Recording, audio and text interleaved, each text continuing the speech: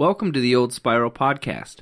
My name is Brian Grimm, and with me is my co-host, Drew Evans. Drew, what's your favorite band? Oh, geez. That's like asking me which of my dogs is my favorite. That's nice. Today we're talking about brewing. Welcome to Old Spiral Podcast. You can't just start out laughing. That'd be cool. Yeah. Soundproof also means like airproof. So as long as you have a good... You got lingering farts that way, though. Yes, that's true, but the cigar smoke should overwhelm that. Still farts, still cigars. All right. Welcome to Old Spiral Podcast. Is it my turn? I don't know. Let's just do this. Let me try something. Okay. Okay.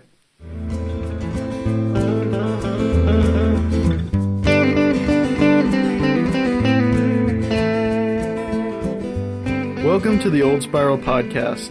I'm your host, Drew Evans, and my co-host is with me, Brian Grimm. Brian, what are we talking about today? Today, we are talking about brewing. We're coming off of our interview with Pete Broyles from Riverport Brewing Company. It was a lot of fun talking to him about a local brewery and just kind of his journey from home brewer to owning a brewery. Yeah, it was super fun, and it was a really unique story, and it was a great conversation. You got to go check out that episode. So today, I thought it'd be fun to give just kind of a brief, non-technical overview of the process that takes barley from the field and turns it into beer in your glass. Yeah, and I'm super interested in this because, as I've mentioned in other episodes, I don't know anything about beer. So hearing Brian's perspective on this as a home brewer is pretty cool. Before we get into that, I just want to kind of cover what's going on this weekend in the Valley. On Friday, we've got Redheaded Stepchild at MJ Barley Hoppers, and that starts at 8. And then Shania Rawless is playing with Aaron Cerruti at Corner Villa Sports Bar from 7 to 10.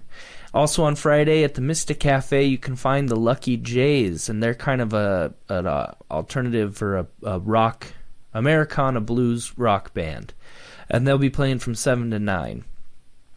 Saturday, February 1st, is International Gruit Day, and at Grey Gruit in downtown Lewiston, they will be celebrating from 4 to 1 a.m. with the Big Fog Hazy IPA. Also on Saturday, the No Pants Band will be at MJ Barley Hoppers at 8, and Henry Funk will be playing up in Kendrick at Hardware Brewing Company starting at 7 o'clock. Now, we had to look up what Gruit was exactly. So, Drew, what did you find about what is Gruit? I guess it was a traditional beer-making ingredient similar to barley. Neat. Similar to hops, right? Or yeah, maybe it was similar to hops. Well, we'll find out all about that in today's episode. I kind of just wanted to... Drew and I talked about brewing for a while, and there's so much information. You can get lost in rabbit holes and scatter back and forth from one thing to another.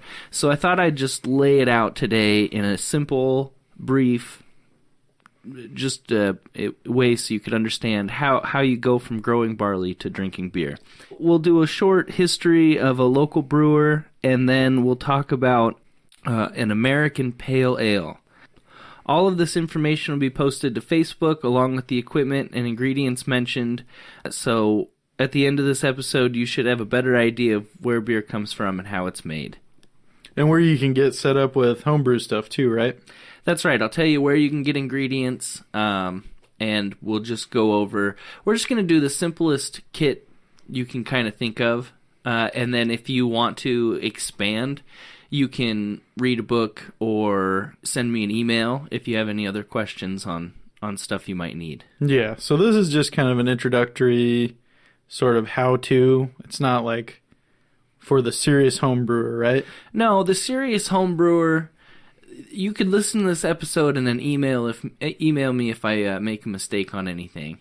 But it should just a comprehensive view of brewing with an example recipe that you can try at home. Sweet. I'm excited. Nice.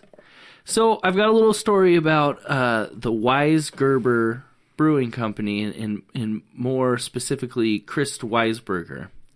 Gerber, excuse me.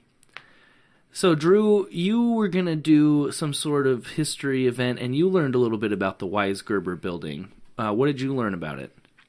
I didn't learn a terrible lot about the building, but I learned a little bit about the man himself and how he eventually became mayor of Lewiston and his trip over here from Europe to where he came over to start a brewery with his brother. But yeah, in terms of the building, I kind of vaguely know where it was. It seems like it was just off of Normal Hill, near the confluence, somewhere in that area. And that's the original building? I believe so. If you go to the Nez Perce County Historical Society Museum, they've got a bunch of different images that you can check out of that original space. And I think if I remember right, that is where it was. But that was an internship some time ago. Yeah, and that original building caught fire.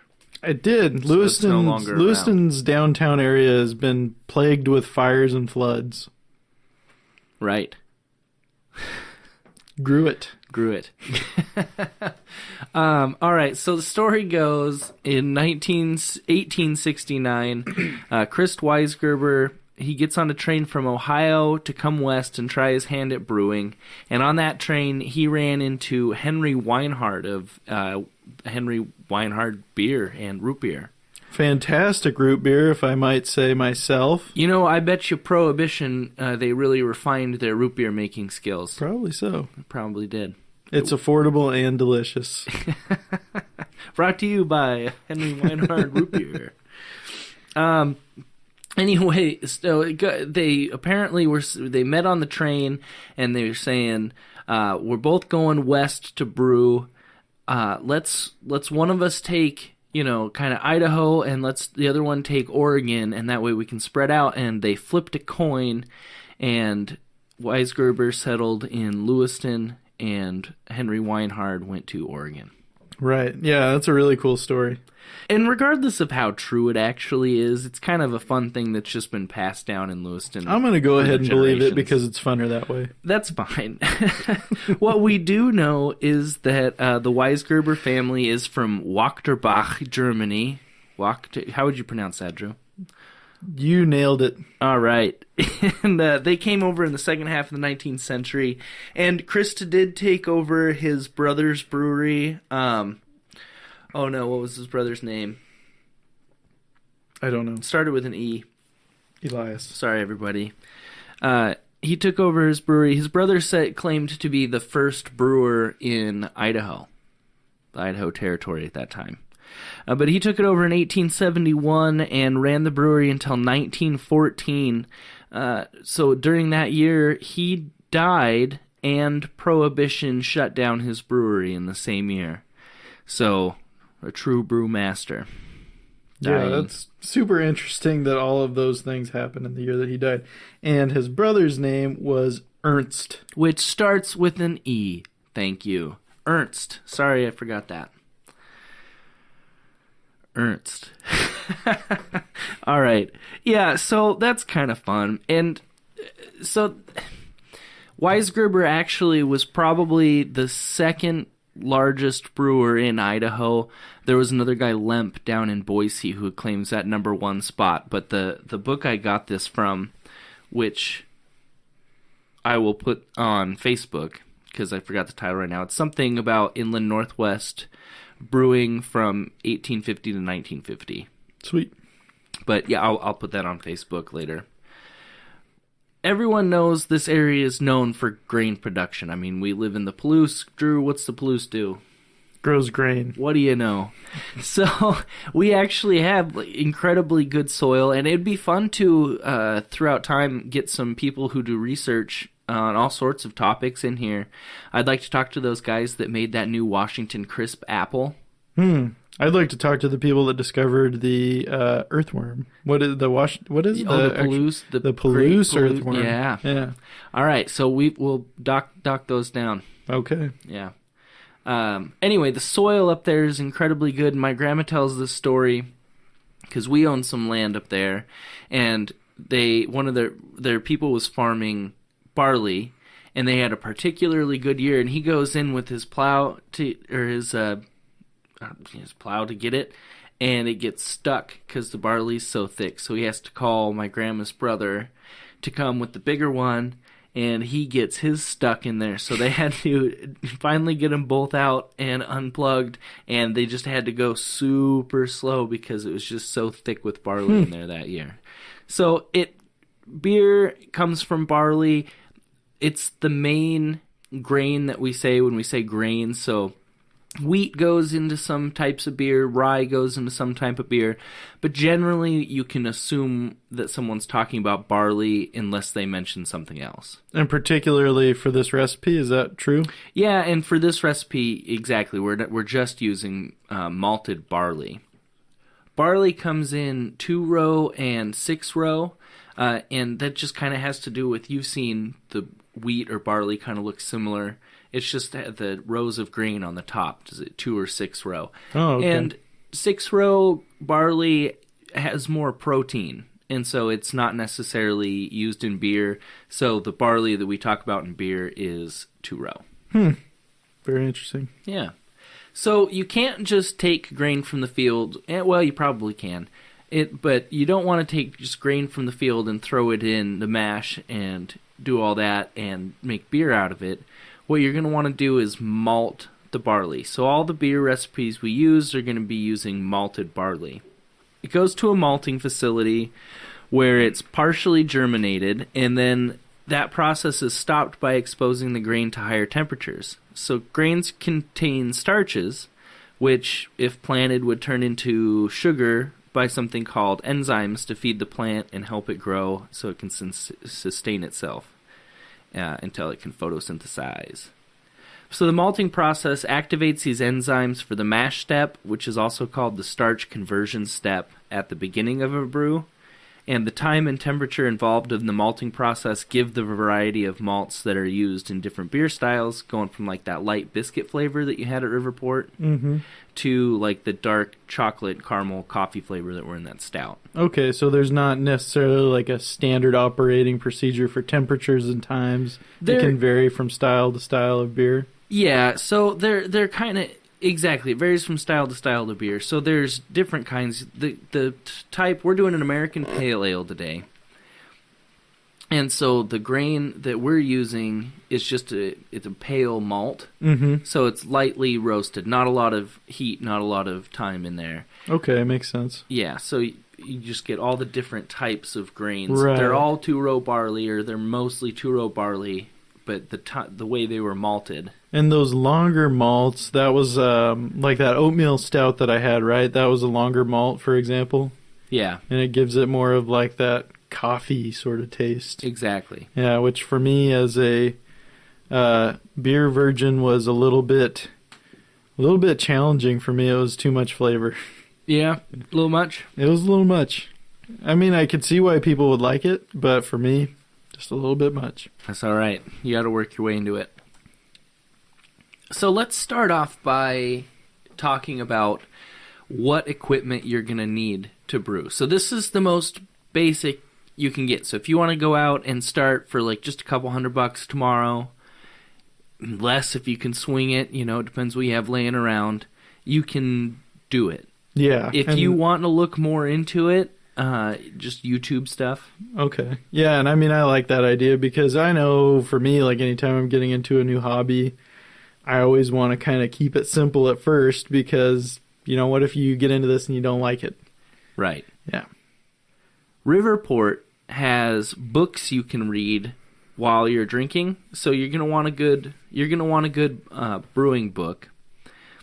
I recommend a book called Designing Great Beers by Ray Daniels. It just contains some more sciencey information for those people who want it, but it also just has the recipes and the basic information that I'm going to talk about so you can start immediately. Sweet. Yeah. As a scientist, it's kind of fun. It talks about, mash pH and kind of enzymatic activity at various temperatures and all sorts of fun stuff. Cool. Conversion efficiencies. Yeah, and I suppose if you know that stuff when you start out, it might help with your protocols later. Yeah, it helps, but you know what? It's not too bad. Anyone can learn it. Cool. Yeah. You're also going to want sanitizers. So there's two main ones. It's iodophor and Star San. There are others that I'm sure are fine. And you just follow the directions on the package when you're making it. Generally, when you're brewing, you'd get like a 5-gallon bucket with a couple gallons of sanitizer in it, just to put stuff when you're not using it. You know, you're just not setting it on the counter or something. Right.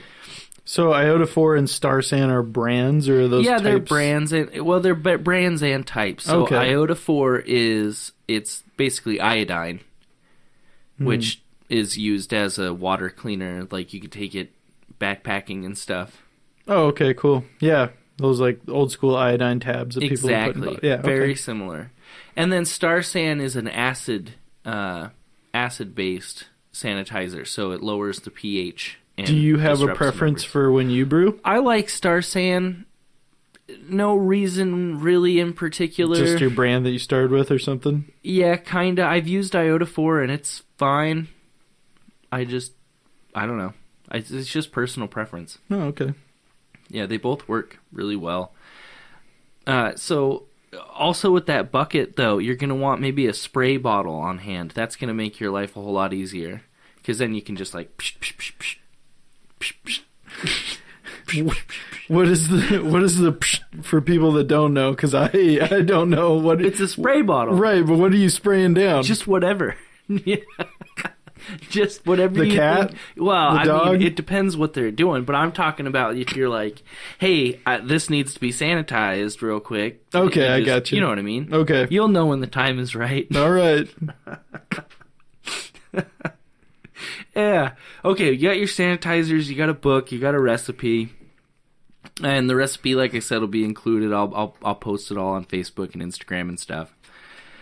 The boil kettle, you're going to want one that's like 2 to 4 gallons, larger than the size of the batch you're making. And that kind of goes with, like, if you're making a small batch, you can get away with it being 2 gallons larger. If you're making a big batch, like 5 to 10 plus gallons, you're going to want more headspace. Yeah. Yeah, and I mean, I feel like that's just kind of basic rules of cooking, too. Right. Yeah. So today we're going to do a 3-gallon batch. And so you're going to want... at minimum, a 4.5-gallon kettle. Cool. Right. So if you're getting extra fancy, you can add a nozzle on the bottom with a ball lock valve, and then that's great for draining it later.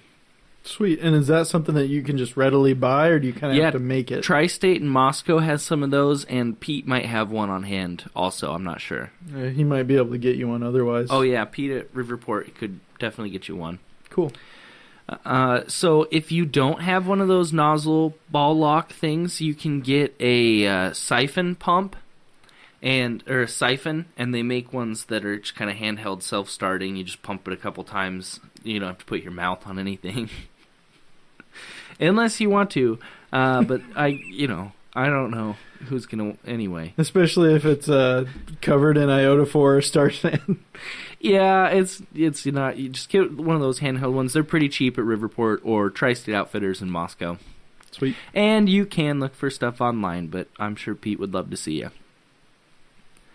All right, so we're going to be adding hops, and we're going to be adding grain. And the batch that we're doing today is pretty small, so actually you can put your grain in a bag. They're muslin bags.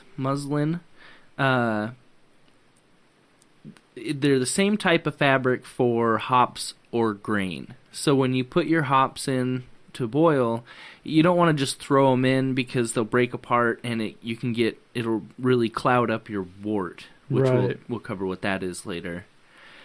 Same with the grain. If you're using grain, you don't want to just throw it in there. You can contain it in these bags, and what all that is, it's like a tightly woven cotton bag. Yeah, you kind of described it to me as like being like a tea bag of sorts, right? Yeah, exactly. Is it kind of like the material that you use for like game bags, like to store meat in after you harvest?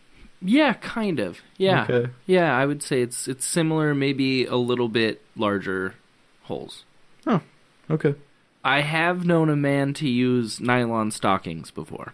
He says he didn't feel too much shame buying them at the store. I wonder if that affected the taste. I don't think it would. I don't think they flavor the nylon stockings. Okay, fair enough. I don't think Do they make flavored stockings, Drew? They might. I can't say I would know for certain. Well, if you're going to bottle, you're going to need bottles, a bottle capper, and bottle caps. That's pretty self-evident. That 5-gallon bucket of sanitizer is really good when you're bottling. You throw all your bottles in that, and you just pull a bottle right out of there and then put the beer in, and you're good to go. Cool. For people doing grain brews, you're going to want something called a mash tun eventually, and it's used to do that mash step, which is where you take the starches in the grain and you turn it into sugar. You've got a lot of liquid in there, and you can pull that out, and that's what's eventually going to be your beer. When you do grain brewing, it's just going to give you more control over what you're doing, and 99 times out of 100, it's just going to make a better beer. And a mash tun it's just an insulating container with a false bottom where the grain and hot water are added. If you don't want to do that and you're doing a smaller batch, you can, like I said, just put it in one of those bags, the grain bags. Cool. And is that extract brewing? Extract brewing, you don't need to worry about it. Oh, okay. Yeah. Extract brewing, it does that step for you. Gotcha. Yeah. So you don't have to mash. After that, if you are doing more than a 3-gallon batch, which you can get away with on like a decent stove, on stove top, you can look into getting like a stove or a propane burner. Right. And just look into the kind of BTUs to get whatever you're doing to a boil. You want it to boil within like half an hour. Sure. I mean, obviously as fast as you can without burning anything. Right. Yeah. And then you just need something to ferment in, which can be like a 5-gallon bucket with a special lid that has a port for an airlock. The airlock is filled with that water sanitizer solution, and it lets gases escape because when the yeast are fermenting the wort into beer, they're going to create CO2, and that's going to get out of the container. But you don't want to get anything in because everything needs to be sanitized that touches the wort after it's boiled. Or after the yeast have turned that wort into beer, you don't want any bacteria on it at all. Carboy also works for fermentation. It's like a big jug with kind of a small port. It has a plastic piece or a rubber piece that fits in that port. It's called a bung, and then the airlock fits tightly. Jesus. I want to do this. All right. Let's bring it home. All right. Carboy also works for fermentation. It has a bung, and the airlock fits tightly in the bung hole. My question to you, Brian, is do you need TP for the bung hole? My name is Cornholio, but I think we're fine, and airlock will work. So some extra stuff you might want to have on hand would be like spatulas, towels if you're beginning, definitely get some towels. A notebook to keep track of stuff, a thermometer, hydrometer to test. You can use that for calculating alcohol percentage, a pH meter. When you're done, you'll want to clean it. Something called powdered brewery wash is really good to clean with, and then cleaning brushes. It's something else that might be handy, a scale for the hops and grain, and then a grain mill, because when you get your grain, it's malted, you're going to want to mill it, which is basically just kind of breaking it apart, and it just helps that conversion go faster. So let's do the beer. We're going to do an American Pale Ale. It's got a 2 malt, so 2 different grains, a single hop American Pale Ale. It's similar to a Sierra Nevada. There's something called the Beer Judge Certification Program, and it has style guidelines, and they say that it should have a moderate to high hop flavor and aroma. It should be kind of floral, pine, fruit, citrus, and then it should have a clean flavor with not much of an aftertaste, or kind of just a light, fruity, citrusy aftertaste. It should be a pale to light amber with kind of an off-white head, and then the IBUs, which are kind of how bitter it is, it should be between 30 and 50. That's not, it's IPAs would then be like 50 and higher. Okay. So it shouldn't be terribly hoppy, but you should just get just get some of the flavors that I mentioned before. So where does that stack up between, let's say, a Coors Light and an IPA? Coors Light, you're looking at an IBU of like 10. Mm-hmm. And then an IPA, I would assume around like 65, 70. Okay. So this is like 30 to 50. Today we're doing it at about 50 just because I'm also doing an extract brew. Those tend to taste a little bit more malty, and so you can bump up the IBUs without necessarily tasting the IBUs as much, and it cuts out some of that flavor. Okay. So just a little trick if you're doing an extract is you can bump up the IBUs just a little. Good to know. Yeah. And then the ingredients today depend on whether you're doing an extract or a grain brew. Either one will make 3 gallons of beer. So for the grain brew, you'll need 6 pounds of what's called pale malt, and then a half a pound of something called Crystal 60. So that 60 represents how dark it gets. Generally, you've got, maybe you could do a 25, 40, 60, 80, 120. 120 and an 80 are pretty dark. 60 is actually kind of dark, but I went to the Sierra Nevada website, and it's kind of what they used. Or it is what they used, so I went for it. Okay. You don't want to use too much of that crystal malt because it kind of gives a caramel flavor. It's mostly for the color in this case. Mm-hmm. The caramel flavor is something you don't want as much. So you want 2 ounces of, we're going to use Cascade hops, which are grown in Washington, like Cascade Mountains. Sure. Cascade hops. You're going to want 5 hop bags, 1 for the half pound of crystal malt if you're using the grain bags.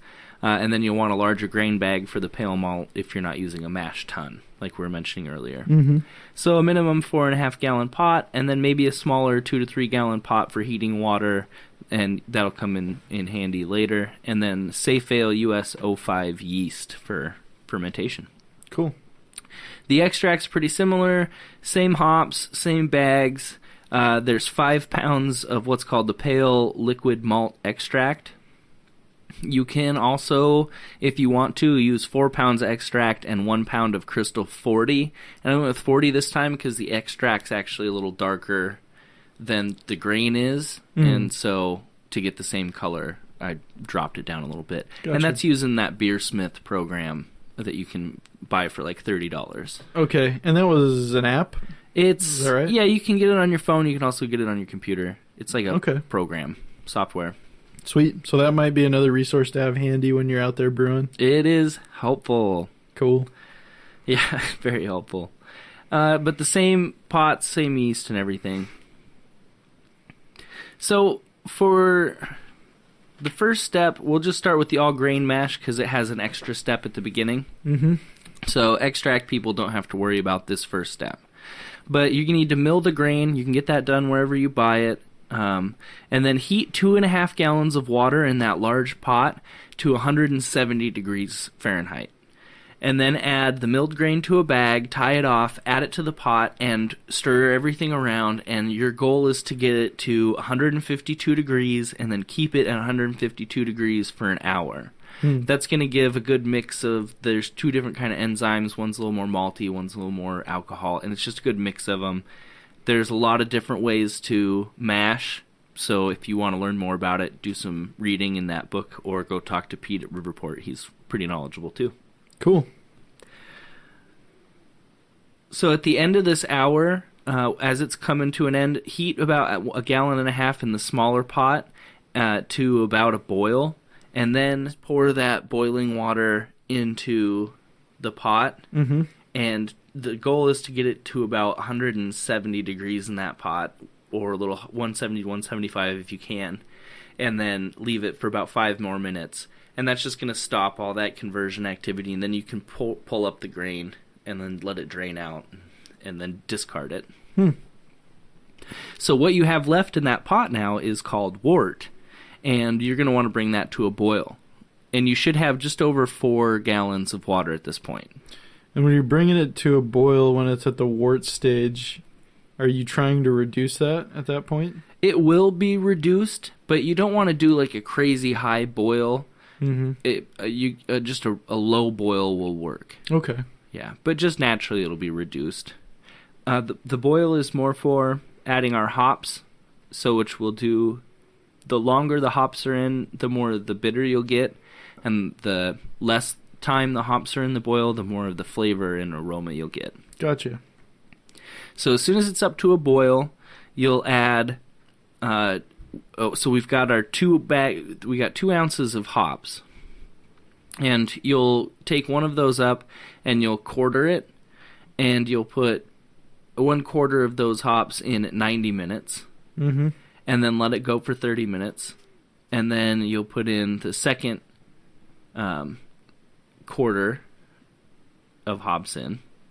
Let it go another 30 minutes. And then you'll add 1/2 ounce of the hops in. And let it go another 30 minutes. Turn it off the heat. And put in 1 more ounce of hops. And that last ounce, you're not going to get much much bitterness, but you'll get a lot of the flavor. That's crazy how flavorful it is, because it just doesn't sound like that much when you're dealing with that many gallons, but it still imparts a lot of flavor. It really does. Yeah, it's good. And what other people will do is something called dry hopping, and they'll ferment for a couple days, and then they'll put more hops in and let it sit for a while. And that's just to achieve a more bitter taste? No bitter, just all smell at that point. Oh, huh. Yeah. Maybe a little flavor too, but those are pretty connected. So your goal is to cool that as quickly as possible after you boil it. If you're using something called a wort chiller, you can put that in when there's about 15 minutes left, just to make sure it's sanitized. But that's not necessarily something I need in the beginning stages of being a home brewer? No, it's helpful. Okay. But no, you can skip it. But if you're going to skip it, you're going to want to do an ice bath. So you're going to have a container with ice water that you can put your hot wort in, and just hopefully it cools it down faster. Okay. So for like low-tech purposes, could I just use like a sanitized 5-gallon bucket with ice? Yeah. Sweet. Yeah, if your pot will fit in it. Okay. And sanitize is keyword, because you don't want anything getting in there right after it's boiled. So this is where sanitization is necessary. So if you've got a spatula and you're stirring it, it's good to have that bucket in there. You can just set it in there. You don't have to worry about it. Okay. So once it's cooled to just make sure it's below 72 degrees Fahrenheit. Once it's cooled to about 70, you can pitch the yeast, make sure your airlock is tight, and store it for 10 days away from sunlight. And then after that 10 days is up, you can slowly cool it to serving temperature before bottling, and that'll just help get stuff out of it. Mm-hmm. A lot of people will transfer it to a secondary container, leave it in the cold for a few days, and get that stuff out, and then bottle it or keg it from there. Okay. So I don't necessarily want to put it into the bottles at like what would be like a drinkable refrigerator temp? Well, I mean, you can. The whole point of putting it somewhere cold is to get a clearer beer. Oh, okay. Yeah. You don't have to. There's nothing that says you have to. Okay. So yeah, as long as I am not making it too hot, and I'm not like out in the summertime, in the sunlight or whatever, I can do this in my garage and it's just fine. Right. Okay, cool. Yeah, and I've got an old fridge that I can use with a little temperature controller, and it kicks the fridge on and off, keeps it at the right temperature. Actually, what I do is in my basement, I just set the temperature to 68 and then cover it with a blanket. It's that easy. And then my basement stays at the right temperature. Oh, okay, cool. Yeah. So air conditioning can do it. Sweet. So that's it. Once you've bottled, you can if you're gonna bottle, you're gonna want something called corn sugar, and then you're gonna add the correct amount for what you have, and then stir it up, and then put that in your bottles and cap it, and then that'll do the carbonation for you. Sweet. Yeah, and that's that. And I hope it wasn't too boring, but that's barley from the field to beer in your glass. And any questions, or if you want more detail about the steps, you can email me at oldspiralpodcast@gmail.com. And I don't know, I just really enjoyed talking about beer. It was fun. Yeah, it was cool to learn about all this stuff because, again, like I said, I have no knowledge about it. What'd you think? As someone who isn't that into beer, was that quick and easy enough process? I think so. You have more understanding about where it came from? I think that if I went and purchased the right materials, that I could maybe do this. Yeah. Yeah, and I'll have all those steps up, and it's really easy. Really easy. Yeah. Cool. Before we take off, what are your 5 favorite beers right now? My 5 favorite beers. So I really like something called a Belgian ale, like a Belgian double ale. Mm-hmm. I really do like I really do like the American Pale Ale. Mm-hmm. I've made a few different types of them, and I really enjoy it. I think we grow really good hops in this area, so I try to get Tri-State in Moscow has grain you can get that was grown and malted in near Spokane. Oh, that's cool. So I'll try to get all those and then all the hops and just make it a really local beer. That's really cool. Let's see. So that's 2. 3, I like a good lager. Mm-hmm. There was a good lager down at Groundwork Brewing. He was a Hell's lager, but I don't remember who it was from. Okay. So that's 3. If I had to go with 4, are we talking beer types or specific beers? I don't know. I guess I was just curious about, like, maybe if there was, like, a brewery or a company that had, like, signatures that were particularly good right now. I haven't been getting out as much as I like. I like a good Hefeweizen, but like the traditional style, not like an American wheat beer. Well, I do like an American wheat beer, but Polliner makes a good one, and that's always on tap at Hogan's. Let's see here. Is it 10 Barrel? Is that what that brand's called, 10 Barrel? No, it's called Polliner. I know, but isn't there one called 10 Barrel? Yeah, there's definitely one called. Yeah, because I feel like I've seen you drink those before, too. Yeah, 10 Barrel. I was having their pub beer. Mm. That's just a basic lager. Mm. And then I'm trying to think. There's there's a Huckleberry Ale. I'm going to do 2 for 1 on this last one. Okay. There's a Huckleberry Ale, but he also makes a Huckleberry Sour up at Paradise Creek Brewing Company. I don't know if it's on right now because huckleberries aren't on, but he also has ginormous tanks up there, so he might have made enough for the apocalypse. So I would go up to Pullman and I would try the Huckleberry Ale. There you go. There it is. All right, everyone. Thanks for checking this episode out. As always, if you want to reach out to us, you can email us at oldspiralpodcast@gmail.com. Find us on Facebook and Instagram, also at Old Spiral Podcast. And I guess that's it. Yeah, go out and check out those events that are happening this weekend around you. And get set up and brew some beer and email us some pics. Let us know how it went.